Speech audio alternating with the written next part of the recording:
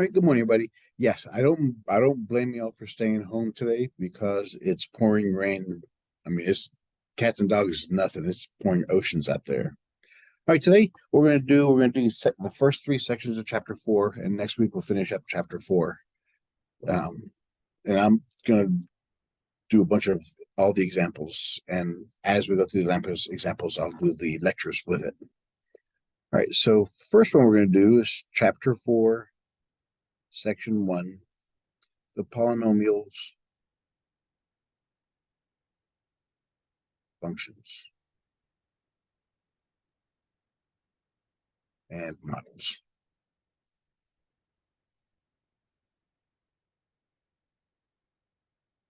Is review real quick. Polynomial refers to many terms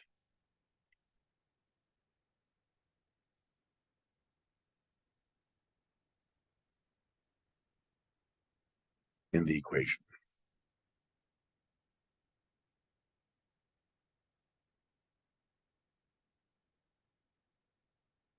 Monomial means one term, like a constant, or just a variable x, or a combination of the two. All right, so that's a monomial. Means mono means one. A binomial means two terms, like our linear equation, 3x plus 2 has two terms. Trinomial has three terms, like our quadratic equation.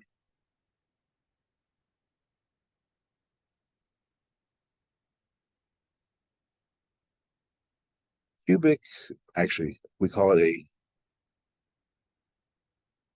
quadrinomial, meaning it has four terms. Reason to call it a cubic because it looks like this. The highest exponent is a 3. And then it goes down from there. Trinomials are called quadratic, the ones we've talked about, because the highest exponent is 2. Binomials are usually linear because the exponent is 1. All right, so again, a polynomial looks like this. Whenever you have an equation, the first thing you should always do is rearrange them so the largest exponent is to the far left, and then it goes down from there.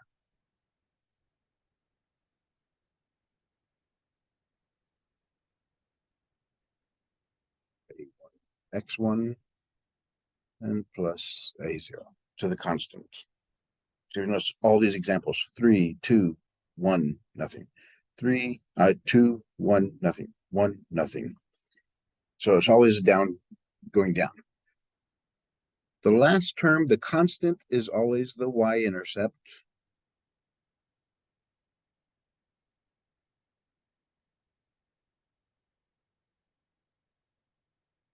In other words, a constant term means there's no x value around it, it's just a number. And the other one that's more important is this one. It's called the leading term. The leading term is important.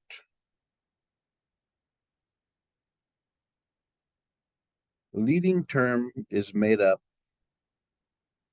of three parts. We have the number in front called the leading coefficient.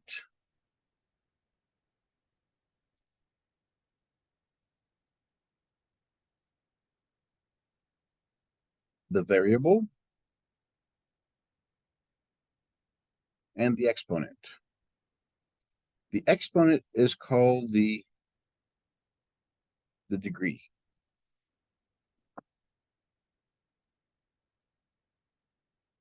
all these tell us the shape, the direction, the size, and what kind of function we have. Right, so let's see here. The leading coefficient, A, tells us the shape and direction of the graph. By shape, I mean, is it wide or narrow?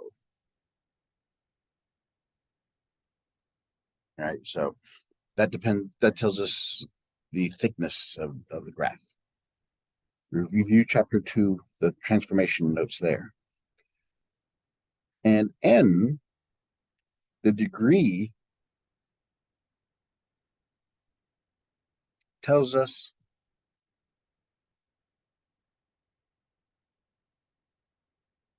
the type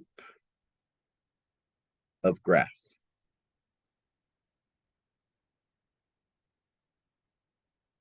From the library of functions.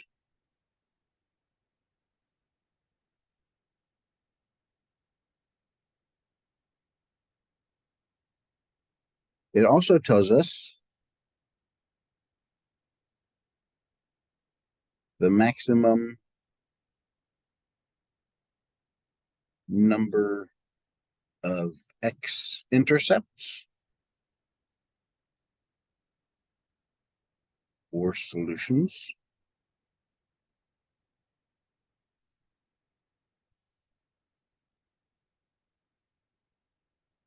It also tells us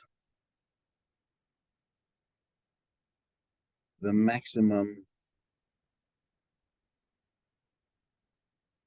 number of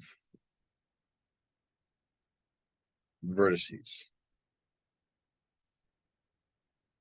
Okay, so the number of x-intercepts tells us how many times the graph crosses the x-axis. And the vertices are the high and low points. This is called a maximum. This is called a minimum.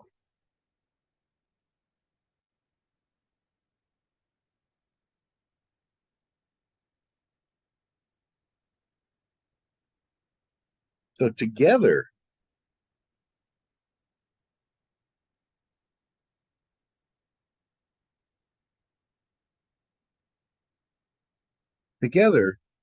A and N tell us the end behavior of the graph.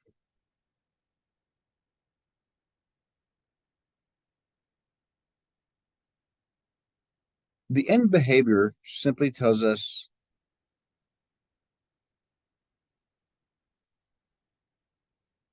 which directions are both ends of the graph pointing.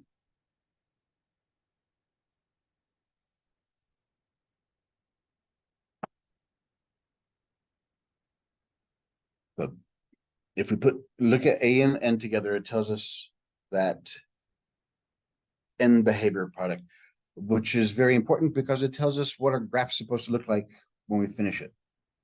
This is called the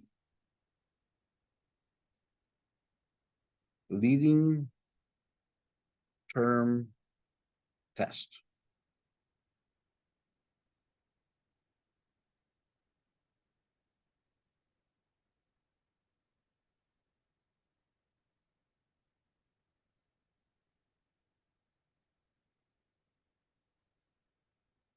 These are my values of A. These are my values of N. So remember, this is the leading coefficient in front of the X. This is the power, the degree. So if A is positive or if A is negative.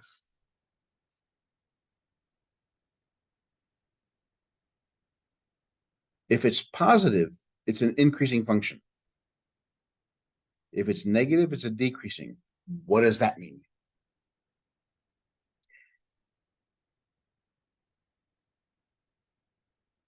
Increasing means the right side of the graph goes up.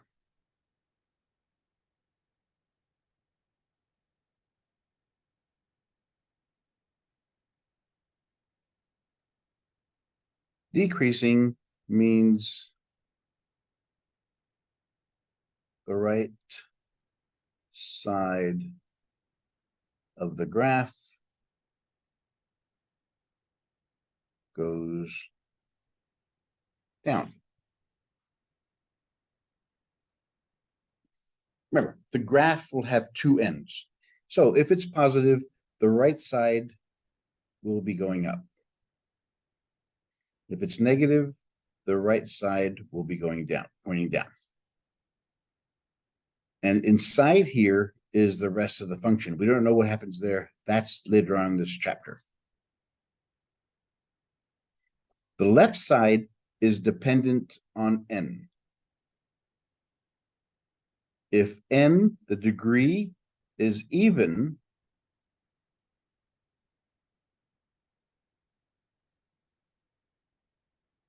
then both ends point the same direction.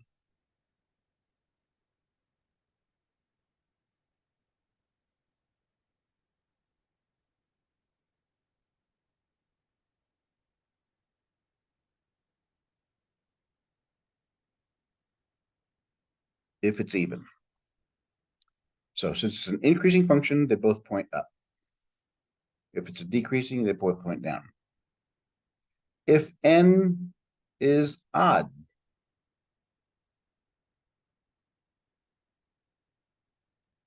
the ends point in opposite directions. So since this guy's up, this guy's down. Since this guy's down, this guy's up. So that's how that's the leading term test. This tells us what the graph's going to look like before we do any math. Just looking at the equation, this will tell us. All right, so let's look at example 1.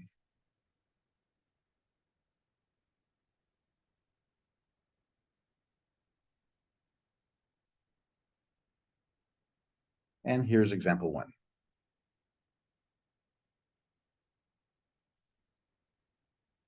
Using the leading term test, match each of the following functions with one of the graphs A through D. Remember, the leading term test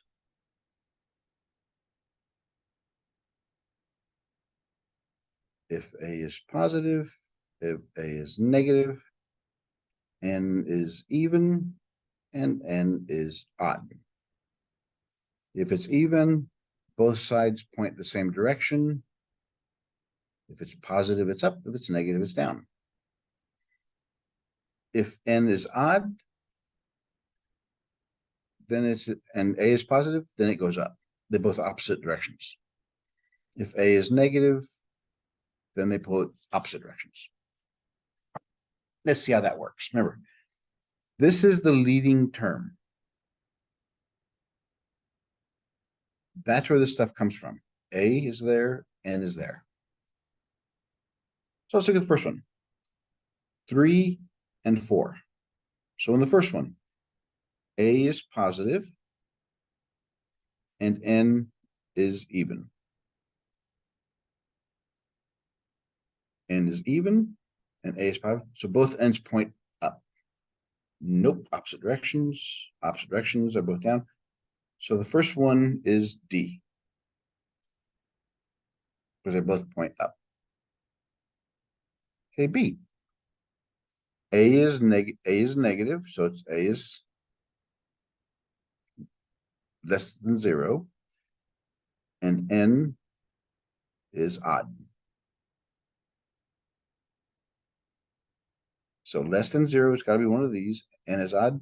So it looks this way. Left side points up, right side points down. Left side up, right side down. So this one belongs to B.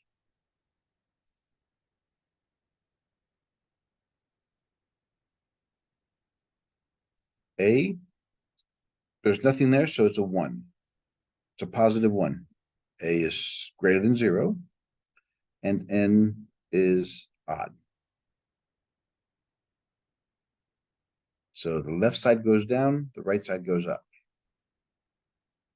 So it's A.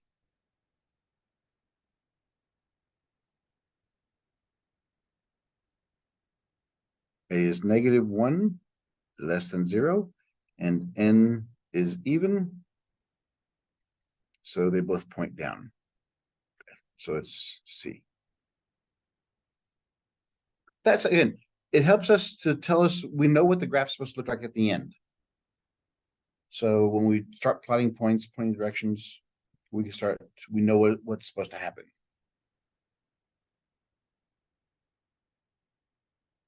Now, let's start analyzing polynomials.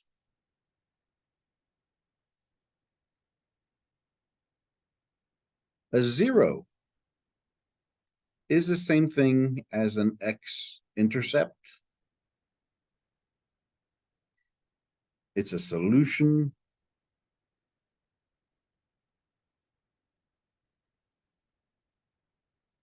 The reason they call it a 0, remember what an x-intercept was. An x-intercept is where it crosses the x-axis. The y value at that point is 0. So what a 0 does,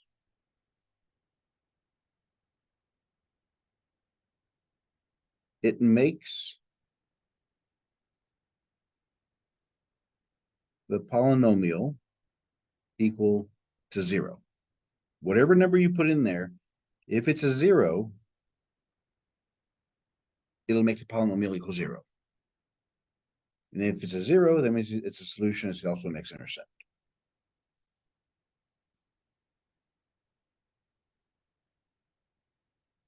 We check them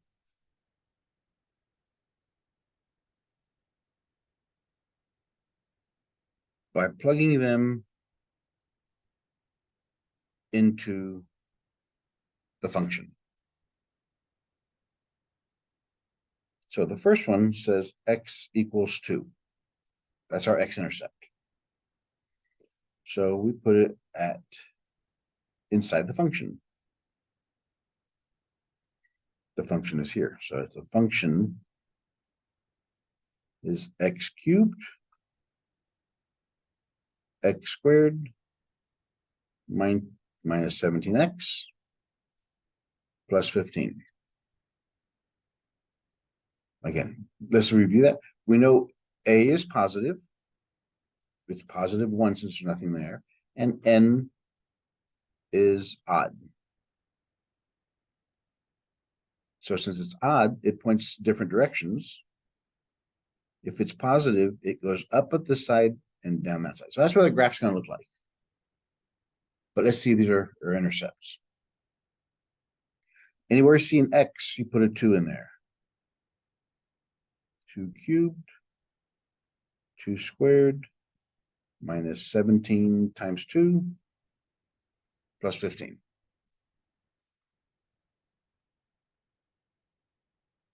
Two cubed means 2 times 2 times 2, which is 2 times 2 is 4, times 2 is 8. Plus 2 squared is 2 times 2 is 4. Negative times positive is negative. 17 times 2. 2 times 1 is 2, plus 1 is 34, plus 15.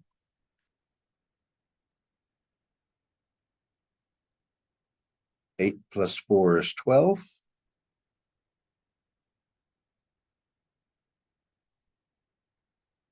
Because our commutative property and associate, we can, since these are both positive, we can add them together.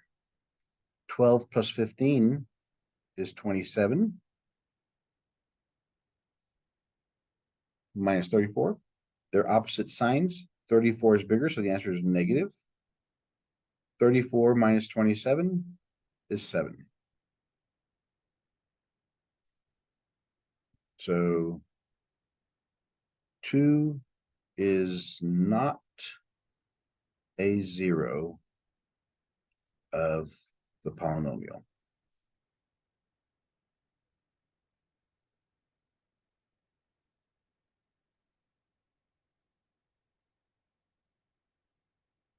Let's try, it asks us to do -5 also.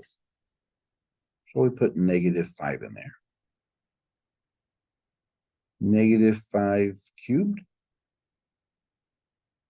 plus -5 squared minus 17 times -5 plus 15.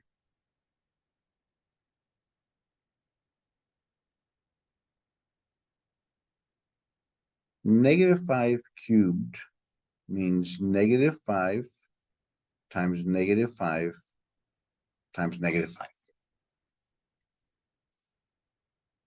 Negative times negative is positive, times negative is negative. 5 times 5 is 25.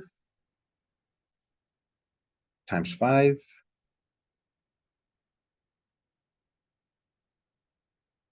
5 5 is 25, 10, 12. Is negative 125. Whenever you have a negative inside of parentheses and it's raised to an odd power, the answers are going to stay negative if there's a negative inside there. So this one is negative 125. Whenever you have an even power with a negative inside there, it'll always come out positive, because negative times negative is positive. 5 squared is 25. Negative times negative is positive. 17 times 5. 7 times 5 is 35. 5 times 1 is 5, plus 3 is 8.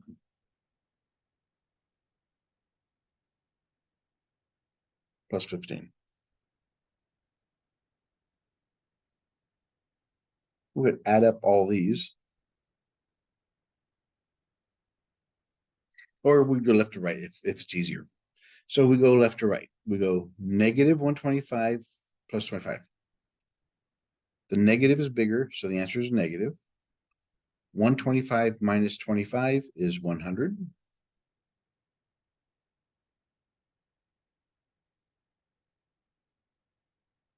Negative 100 plus 85.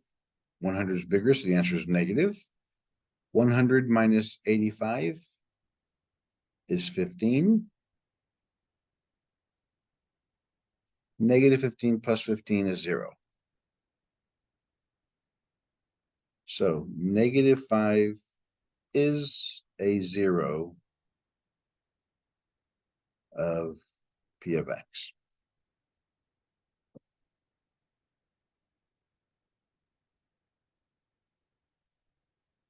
So we found one of them. We found one of the zeros. There's supposed to be 3 of them. All we have to do is find 2 more. That's what the rest of the chapter is about. All right, let's look at example 3.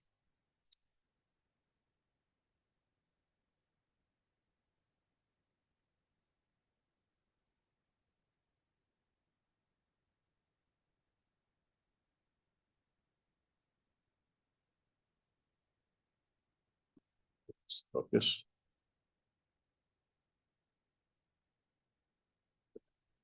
All right. This is what's called the factored form.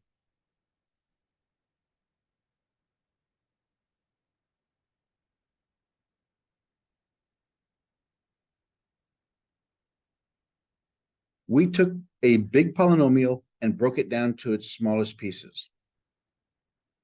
That's what that's what chapter 4 is all about.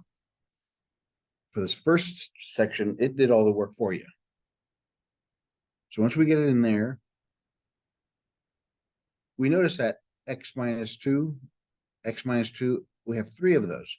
So we could change it to an exponent. X minus 2 occurs 3 times. X plus 1 occurs only once. So there's nothing there. If there's nothing there, it's the same as a 1.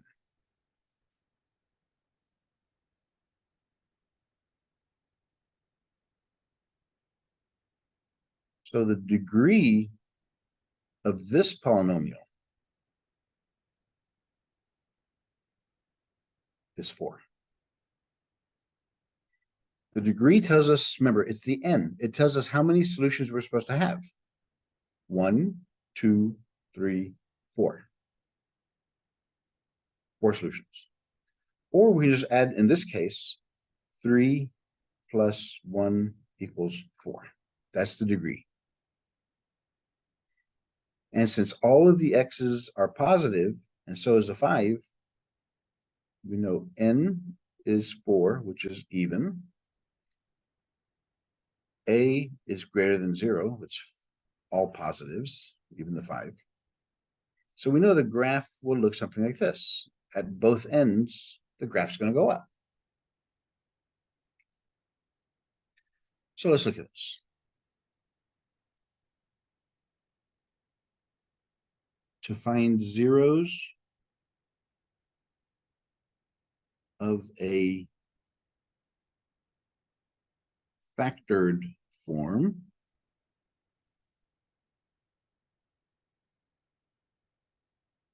set each parenthesis equal to 0. Actually, it's set anything with an x equal to 0. Anything with an x, set that equal to 0.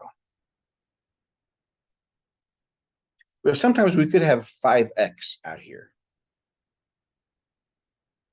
Or a number with an x, or just an x by itself. So we have to set that x equal to 0. So our zeros are at x minus 2 and x plus 1. So we add 2 to both sides. X equals 2. And subtract 1. X equals negative 1. Again, we could just look at this equation. Remember, if it's inside of parentheses, it's always the opposite. So it's going to be positive 2, negative 1.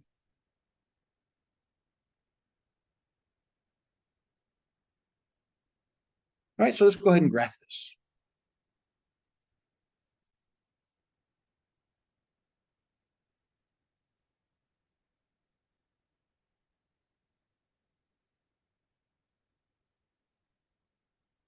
We have our x-intercept at 2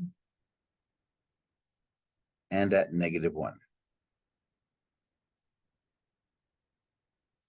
Since those are only 2 points, those are also our endpoints. What do we determine about our endpoints? The graphs. From these points, the graphs go up.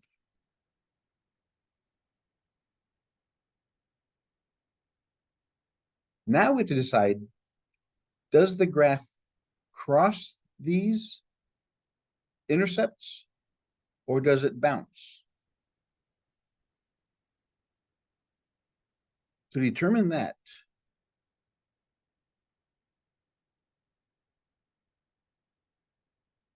to determine if the graph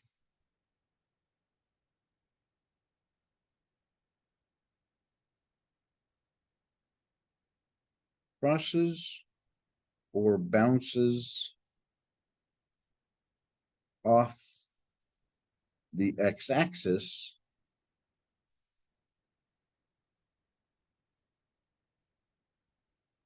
we look at the multiplicity.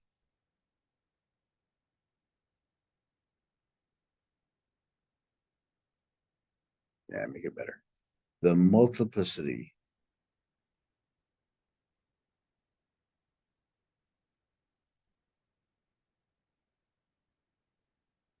The multiplicities are the exponents, the exponents of the factored terms. In other words, it's the exponent of each of those parentheses. So since ours, we had x minus 2 to the third power, x plus 1 to the first power.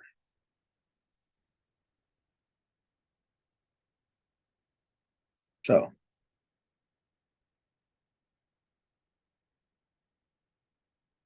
if the multiplicity is odd, multiplicity is odd,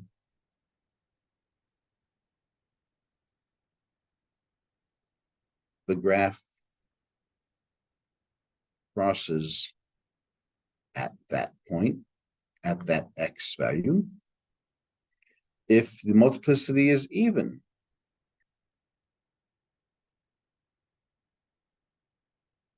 the graph bounces off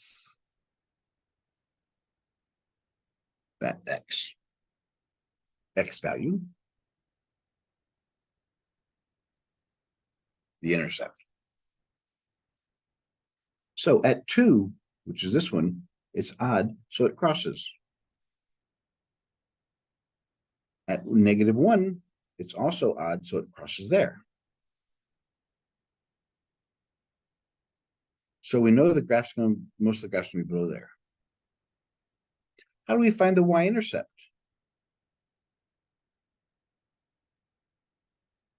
To find the y-intercept, set x equal to 0 and solve for y.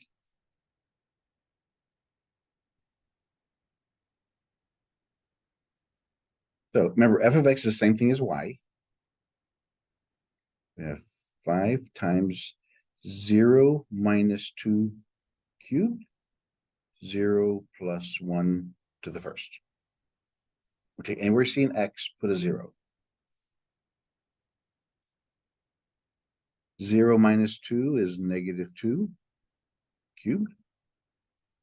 0 plus 1 is 1 to the power 1 is just 1. -2 to the third power, we determined earlier, was -8 times 1. So 5 times -8, positive times negative is negative. 5 times 8 is 40. So the graph crosses down here at -40. So it's going to look like, since it's further on this side, it could look like something like this.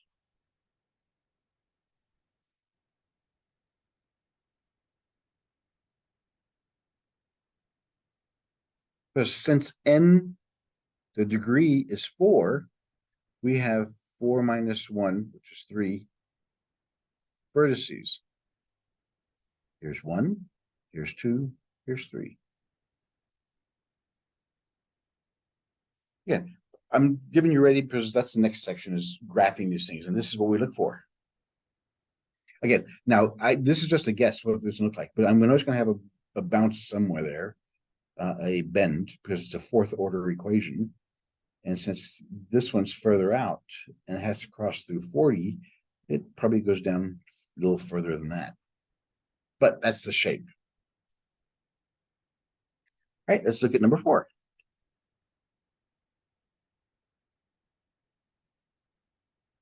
Find the zeros.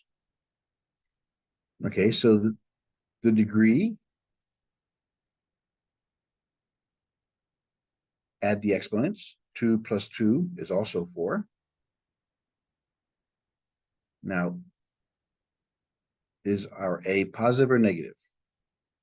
It's positive times positive. It's A is whatever's in front of the X. Positive, positive, positive, positive times negative. So it's negative. It equals -1. So A is less than 0.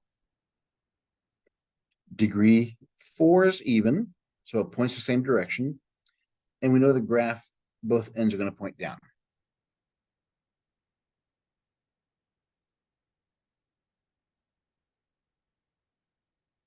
So the x-intercepts, set those guys equal to 0.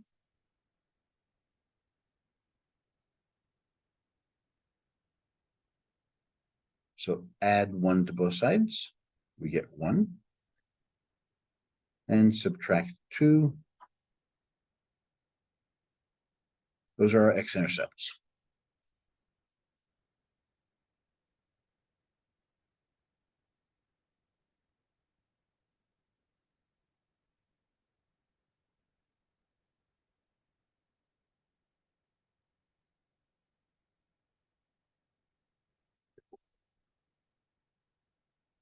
So the x-intercepts are at 1 and -2.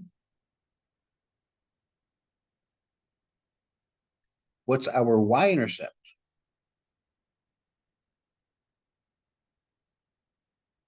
-0 minus 1 squared. 0 plus 2 squared. 0 minus 1 is -1 squared. 0 plus 2 is 2 squared.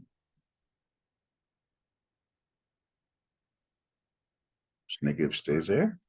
-1 times -1 is +1. 2 squared is 2 times 2 is 4. 1 times 4 is 4. So the answer is -4.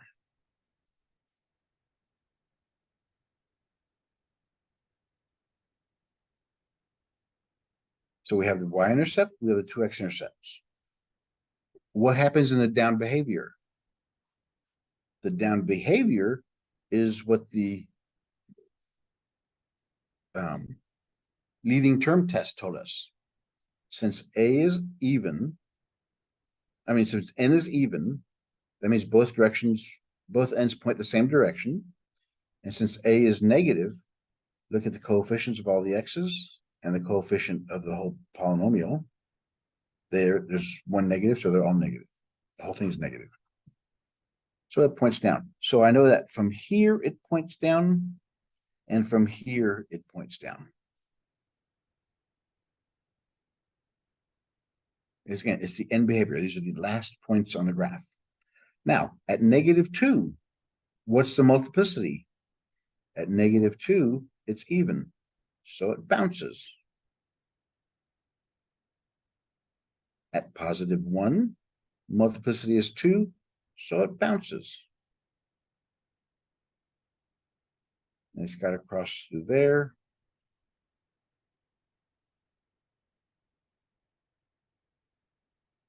So it looks something like this. Again, to determine the shape and the direction, the shape of it, the actual numbers, we have to plug in some points, a lot of points.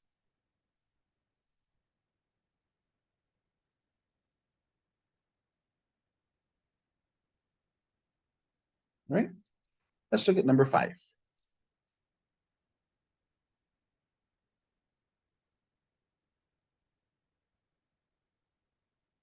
Okay.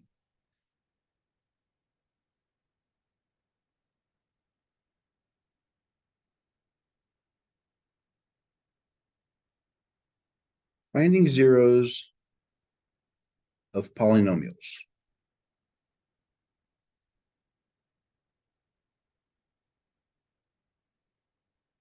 Here's the first test. If you have a monomial,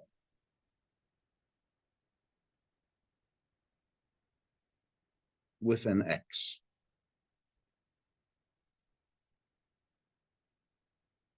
Remember, let's say we have 3x, set it equal to 0, solve for x. So x is equal to 0. So if you have a monomial term that has an x in it, it's always going to equal 0.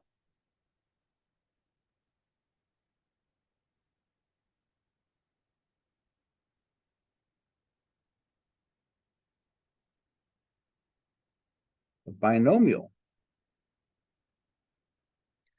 Two things can happen here.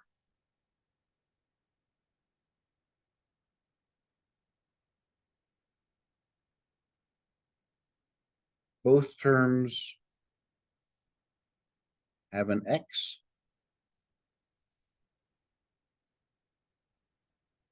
So if that happens,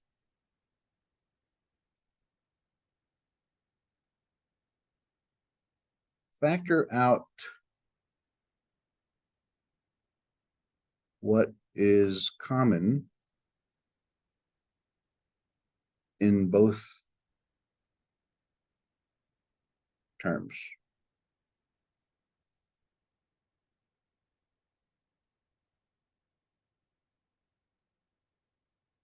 Set any part,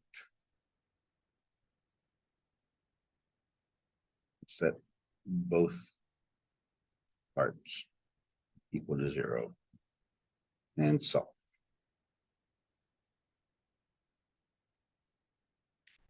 Here's what that means.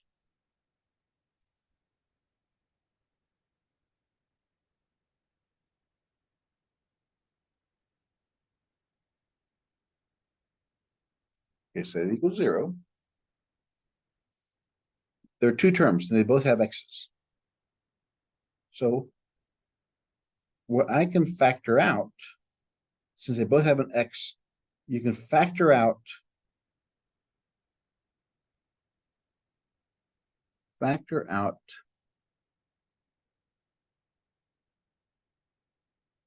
the smallest exponent amount. Since the smallest exponent here is 1, I could only take out one value. So if I took away 1 from here, I only have 1 left in there. If I took away 1 from here, 1x from there, I still have its coefficient. And this is the reason why I tell everybody, whenever you factor something out, to see what goes inside the parentheses, divide by what you took out. I had 2 on top and I canceled with 1x. I have 1x left. Both x's cancel here. X divided by x is 1. Now, anything that has an x, I set equal to 0.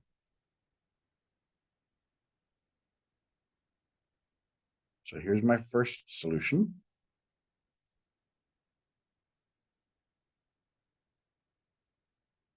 X equals -1, and then solve for x. And these are my x-intercepts.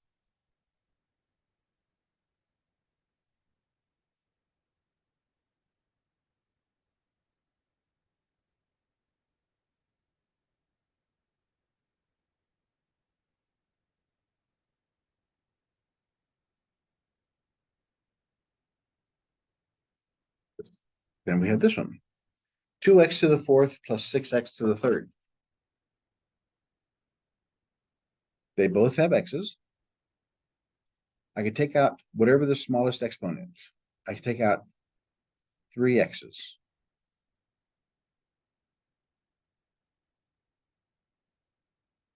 If I take out 3 x's from this one,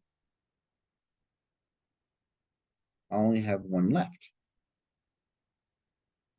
Plus, here's the 6. If I take out 3 of them, they're all gone.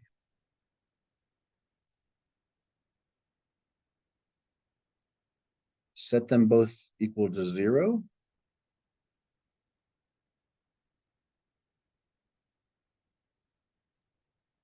To get rid of the cube, we cube root both sides. So x is equal to 0. Again, a monomial is always equal to 0. X equals 0. Then subtract by 6. 2x equals -6. Divide by 2. So x equals -3. Those are my two solutions. I have two solutions, but this one says I'm supposed to have 4. Yeah, but this one happens 3 times. I have 0, 0, 0, x equals -3. Okay, so that's if you have a binomial and both terms have an x. What if you have a binomial and only one term has an x?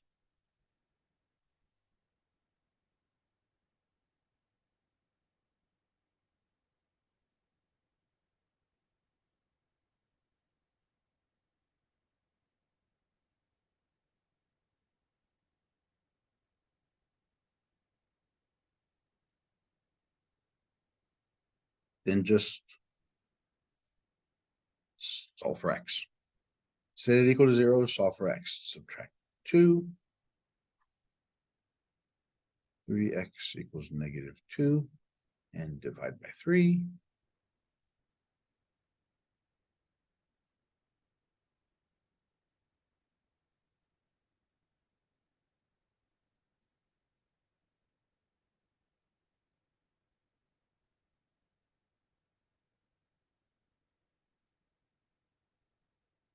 What if we have this one?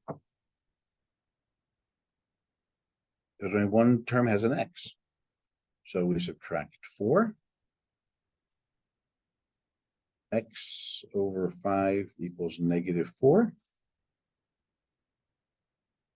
Since this is a division, we'll get rid of the 5. We have to multiply it by 5, both sides. The 5's cancel. Negative times positive is negative. 4 times 5 is 20.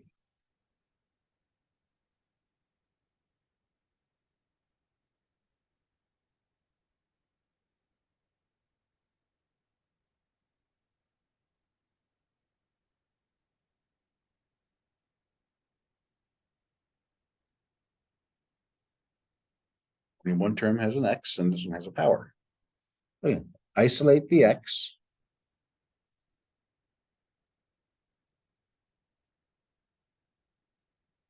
Divide by 3. 9 divided by 3 is 3. Get rid of this. If this is a square, use square root. But remember, anytime you square root a squared term, you have to put a plus or minus in front of the answer.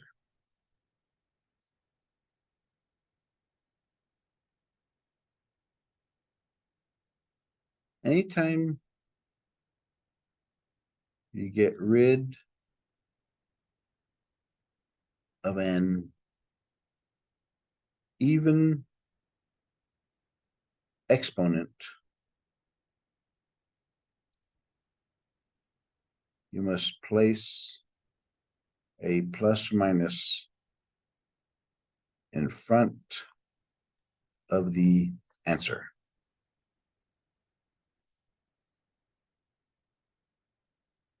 So if we had x to the 8th equals 2. Since that's an 8th, we would take the 8th root of both sides. So x would equal plus or minus the 8th root of 2.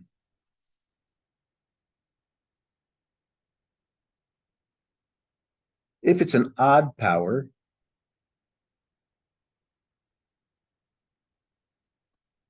then just take it by whatever it is.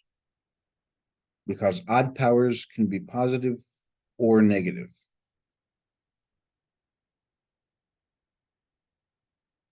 So.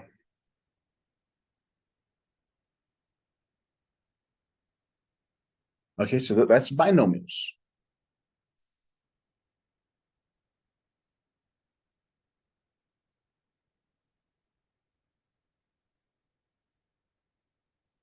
Trinomials we did last chapter.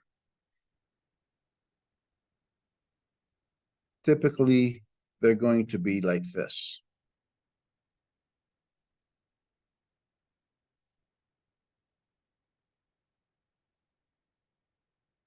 Or to be honest with you, a quadratic equation. These are quadratic.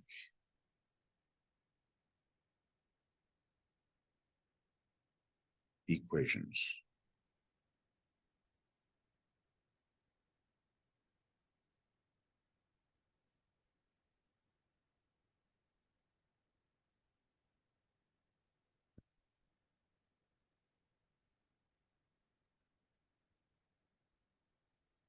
If you have something in this form, it's three terms, and the middle term, whatever its power, if you multiply it by 2, do you get the first term?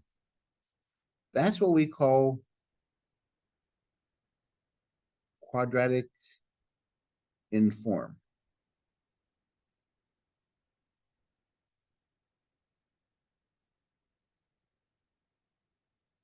Because we learned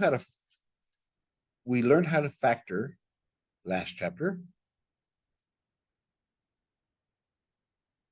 Complete the square.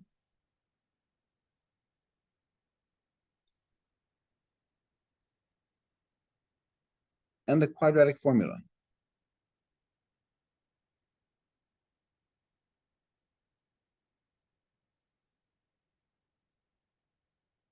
And all three of these methods work on anything that's quadratic in form.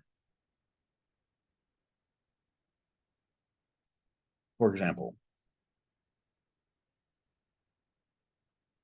x squared plus 5x plus 6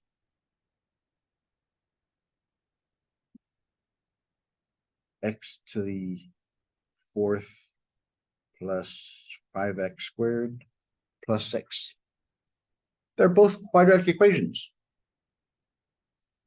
This power here is 1. If I multiply it by 2, I get the first one.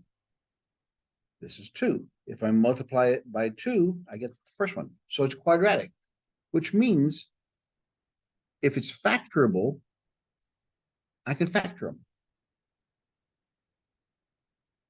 And what goes here? X and X.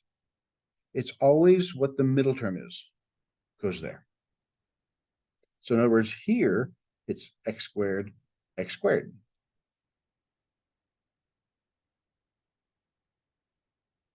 The second sign's plus, so it means they're both the same. They're both pluses. Second sign's a plus, so it's the first sign. They're both pluses. Whatever, if the second sign's a plus, it's whatever the first sign is. They're the same. Now, what times what is 3? When you add them, you get 5. 2 and 3.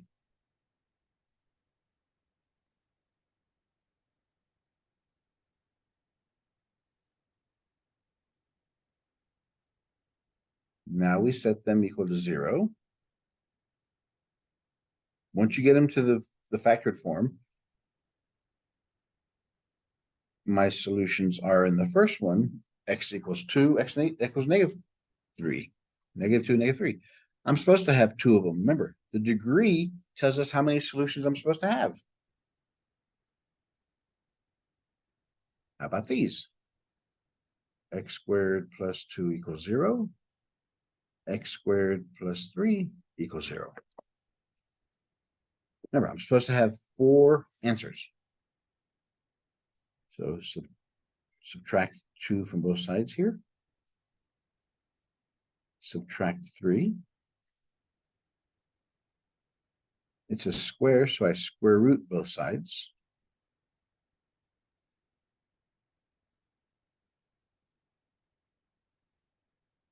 X equals plus or minus the square root of -2. X equals plus or minus the square root of -3. Remember, we can't have a negative inside an even root. If you have a negative high square root, that comes out as an I.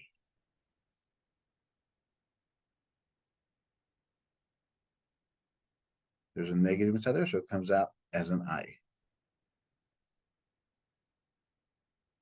So these are my four answers. X equals positive. X equals negative. That's what that says. X equals positive. And X equals negative. These are my four answers. So that's why we have trinomials. Now, when we do the quadratic formula for this one, it's just negative b plus or minus square root of b squared minus 4ac. Just plug it in there. And for the other one,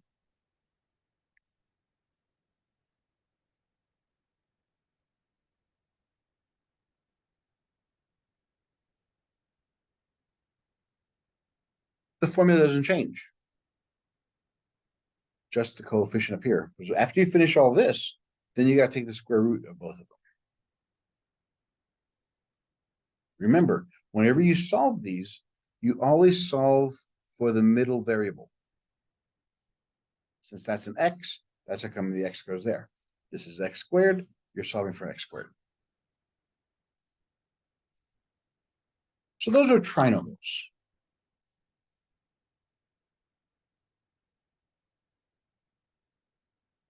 What if we have cubic equations? In other words, 4 terms.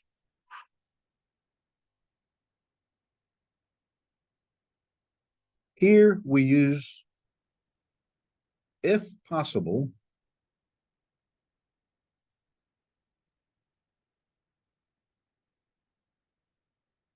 use the grouping method.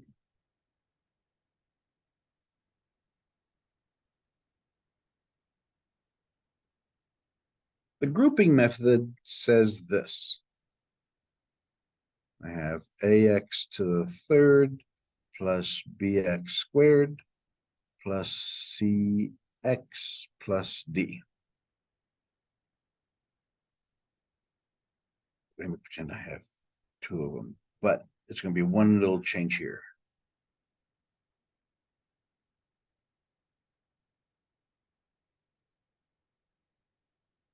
Yeah, leave this plus d could be anything. So the grouping technique, if you have 4 terms, what the grouping techniques tells you to do is put parentheses around each pair of numbers, or each pair of terms. Put a parenthesis around the first 2 and the last 2. Put a parenthesis around the first 2 and the last 2. The only difference is this. If the middle sign's a plus, you don't need to include the plus sign. If the middle sign's a minus, you have to include the minus sign inside there.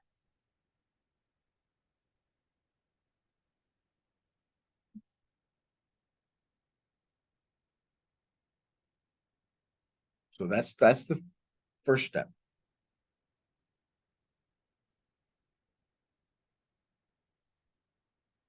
First step is put parentheses around there. Second, factor both parentheses. Take out what you can out of both of them.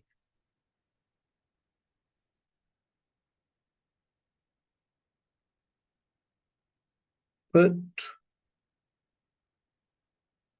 whatever you factored out in its own parentheses.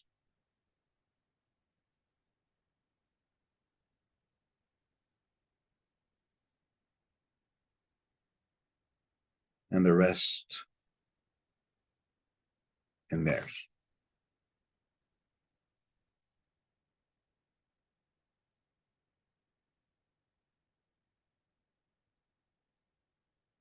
Set both parentheses equal to 0 and solve.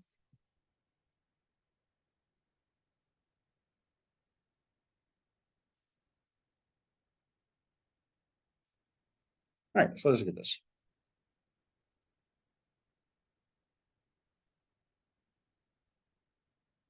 Here's example 5. F of x is equal to x cubed minus 2x squared minus 9x plus 18.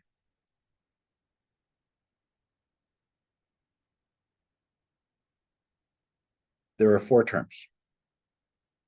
So we're going to use the grouping method. I put the first 2 terms in parentheses.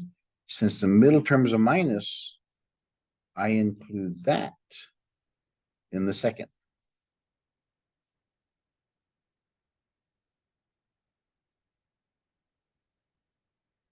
So now step 3, factor out what you can out of both of these parentheses. So these 2 have an x squared. So I took away 2 x's, I have 1 there. I took away both x's there. So I have x minus 2 there. Now, since this one has a negative, you have to factor out the negative. In other words, when you factor out the negative, it's going to change both of these signs. And they both have a 9. So if I factor out a negative 9 out of both of these, negative makes it a positive.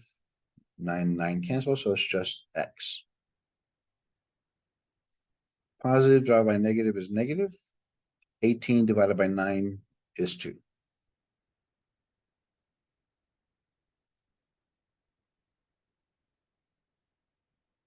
We only have 2 terms. Here's the important thing. The grouping method will only work at this point if you have something in common in both of those. If whatever's inside the parentheses is not the same, either see if you can go any further. If they're not, then you can't use this method. You have to use something else, which we'll cover later on in this chapter. Okay, so we put the coefficients, whatever we factored out, we put them in their own parentheses. And whatever's left, since it's the same, I put those in 1. In other words, all I did was factor out the x minus 2. What I'm left with is the coefficients.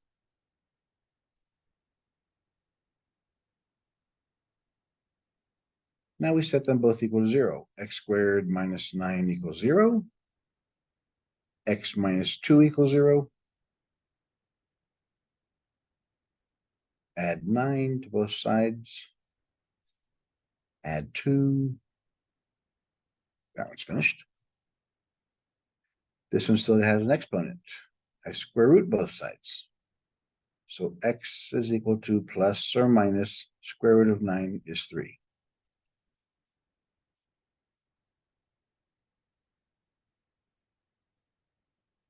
Since our n is 3, we're supposed to have 3 answers, and here we go. It's 2, negative 3, and positive 3. Those are our 3 solutions.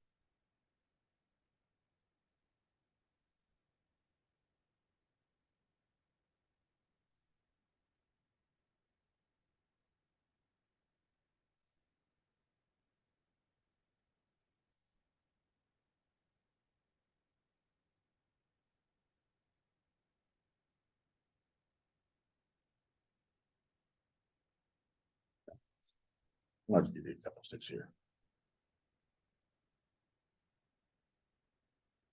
Example 6. It's only got 3 terms, so it's a trinomial. Is it quadratic in form?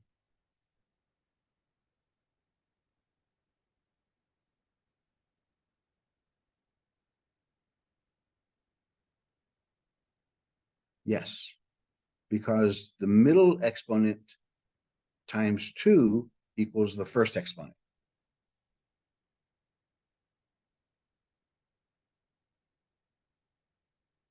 Well, let's see how we solve this. Let's first see if it's factorable. So it's x squared times x squared. Negative sign is a second sign. It tells us signs are opposite. One's positive, one's negative. The bigger answer will be positive. Now, take the first and last term. So 1 times 45 is 45. So what two numbers multiply to give you 45, since it's a minus, that when I subtract them, I get 4. And the bigger number gets a plus, because that's the bigger number. Well, we know that 9 times 5 is 45, and 9 minus 5 is 4.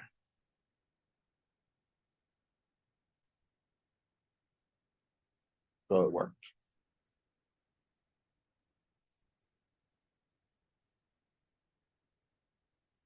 Right?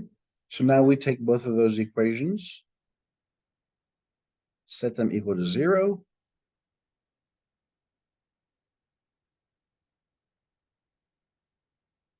Subtract 9. So x squared equals negative 9. X squared equals 4. Square root both sides. X is equal to plus or minus. There's a negative inside there, so it's an I. Square root of 9 is 3, so it's plus or minus 3i. Equals plus or minus square root of 4 is 2. So these are my 4 answers. That's how many I'm supposed to have.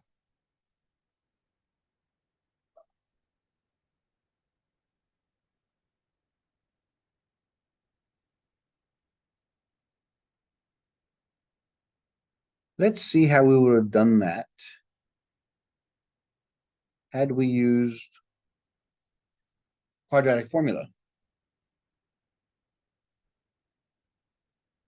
Remember, the quadratic formula is negative b plus or minus the square root of b squared minus 4ac over 2a. But since the middle term here is x squared, that's what we're solving for.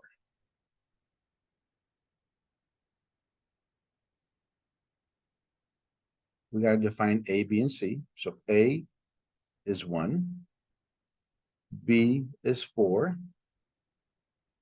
c is negative 45.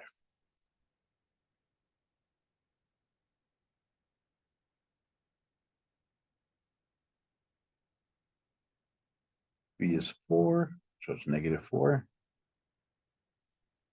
4 squared, 4 times 1 times negative 45, 2 times 1.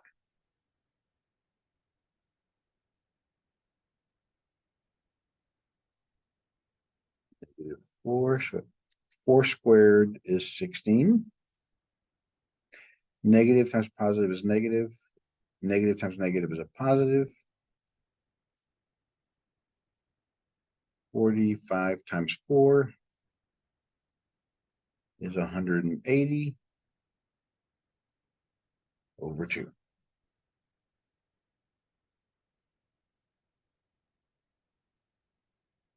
Negative 4 plus minus 180 plus 16 is 196.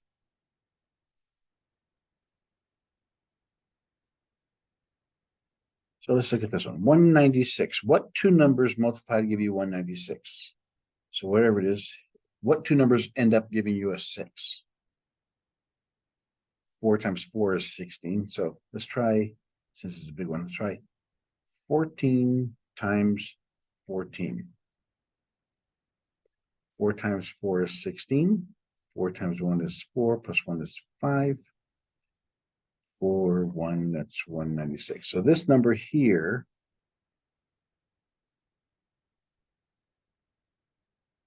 square root of 196 is 14.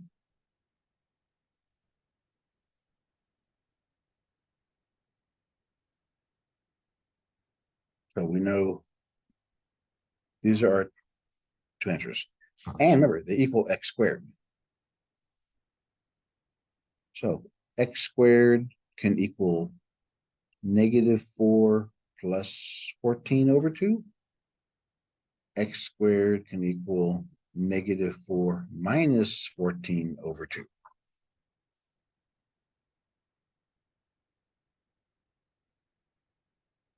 It's going to be positive. 14 minus 4 is 10. Over 2 is 5. Both negative. 14 plus 4 is 18, is -9. So x squared equals 5. X squared equals -9. Square root both of those, and we get the same answer. X equals plus or minus square root of 5. X equals plus or minus square root of -3. The negative is I. Get the same answers. Okay, that does it for section 1.